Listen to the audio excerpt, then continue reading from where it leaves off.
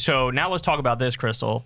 This is, I can't say I'm surprised by this because I thought this was a long time coming. But apparently the U.S. just reached its lowest ever ranking on the World Happiness Report. Yeah, I feel that. So the U.S. dropped to its lowest ever ranking in the World Happiness Report, bumping down a spot from last year and landing on the list's 24th spot.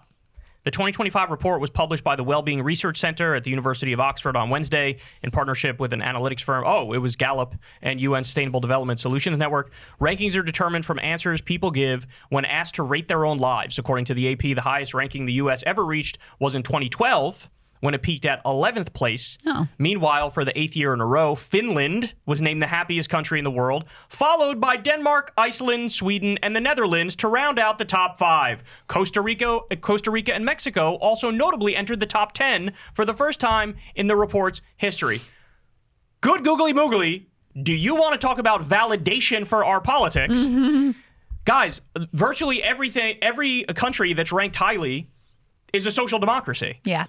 It's like, universal health care, free college, unionization, higher wages, paid vacation time by law, paid sick time by law, paid maternity leave, paid paternity leave. Like, the recipe's right here, dog. Like, this is it. This is how you do it. This is how you fix it. Yeah. No, that's exactly right. But instead, what are they going to do? Oh, we need more free market. Give us more free market. More free market. That'll fix the problem. Yeah, the Mexico thing is really astonishing. Of course, we love that. Claudia Sheinbaum. She's amazing. You know her approval rating is? 86? 85%. That's amazing. Yeah, That's and she just rating. did the thing. She's like, how about kids in school? How about if they get glasses and dental care and nutrition consulting if they need to lose weight and get more fit or whatever. And people are like, yeah, that sounds good. Imagine having a government that gave a shit about you. Right.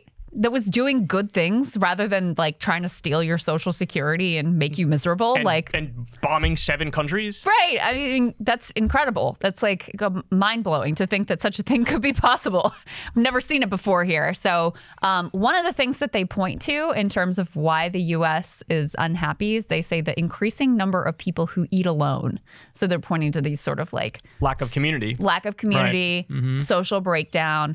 And that is part and parcel with this hyper individualistic culture that is at the core of the American ethos, and certainly at the core of the ethos of people like Elon, the anarcho-capitalist type, where it's all rugged individualism for you anyway, not so much for them. But I thought that was interesting. That was part of what they point to, and it's such a basic metric of how you're doing as a society.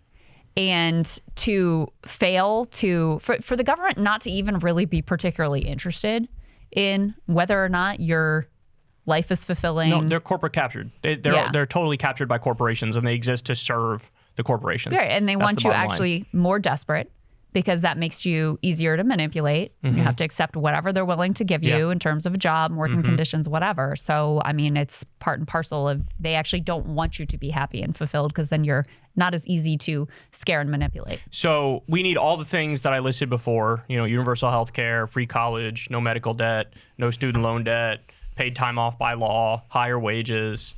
We need all those things, right? But you and I have talked about this before to your loneliness point that you made. Yeah. If I were running for president, one of the things I would run on is to put these giant community sports centers in every county in the country. Yeah. Because we've been to some of them before for various reasons for the kids. Yeah. Right. And I remember walking into these places and being like, these places are amazing. We've been to places that have 7 giant soccer fields in a whole open area, but they also have a pool over there, and they also have, golf simulator over here, and they have basketball courts there, and tennis courts here, and pickleball courts here. And you look at that and you go, if you had something like this in every county in America, right? And it's tax funded, it's like a community thing, like a public thing. Yeah. So anybody can afford it. That would actually be moving us in a direction. You could have leagues for all the different sports that people could play, any ages or different age leagues, right? And that would actually bring back some sense of community, because back in the day, I think community in many respects was built around religion, right? But, in order for the religion to really have a hold on people in that sort of way, they got to kind of believe it. And it was easier to believe it in 1874, right? Now people are a lot more non-religious. Regardless of what they might say, they don't really believe. right? And I'm a non-believer myself. So then there's other ways to get community. And one of those ways is to have a place where the whole community can get together and you have fun, you make friends, and it makes people's lives a lot better instead of being like you said, hyper individualistic, always on your devices. You don't have any hobbies. You go to work, you come home, you eat a microwavable dinner. Like that is helping to lead to the unhappiness epidemic. I mean, at the same time, I think the biggest reasons, like if everybody had universal health care, everybody had, higher wages, if we had the basics, I think people would be a lot happier. Yeah. But to really get to that top level, I do think you need something like those community centers in every county, sports community centers, where people come together and then, you have all the pieces are there. You have like financial stability and you have a sense of community and belonging. Recreation, community, health, hashtag Maha, all of that. Yeah, I mean, what's really replaced in a lot of rural areas in particular, what's really replaced the church as the center of community is the school, like the public school. And that's now very much, I mean, it's a long time project, been under assault by the right. They were mad when the schools like desegregated and they've been sort of like pissy about public education ever since then.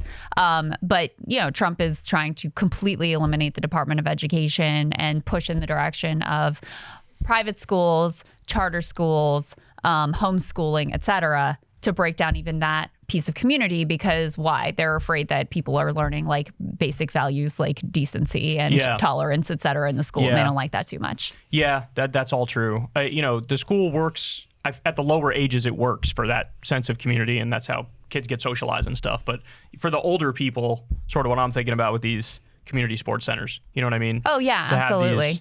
Because there's got to be like, there are times in my life in college or just out of college where me and Corin would go once a week to play poker at somebody's house, right? And that was a sense of community. That was a sense of belonging. Or you go play pickup basketball at the same time every week, right? To give everybody something.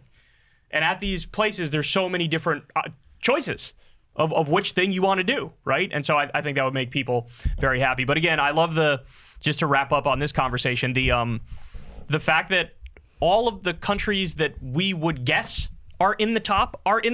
Yeah. Is just such validation. Nobody's saying, oh, fucking Hungary they're really fucking happy. No, super authoritarian, fuck off. You know what I'm saying? Yeah. And it's like you really need social democracy. You really need that sense of community. You really need that financial stability. You need a holistic sense of freedom that isn't just like your individual freedom to do this or that, your individual freedom to be like made homeless by a billionaire or whatever, a holistic sense of like when you have that financial stability, you have the reality of choices, not just like the theory of choices. Right. Hey, y'all, do me a favor and like and subscribe. It helps out big time in the algorithm. Click the bell as well for notifications when videos drop, and watch that video on screen right now. You want to.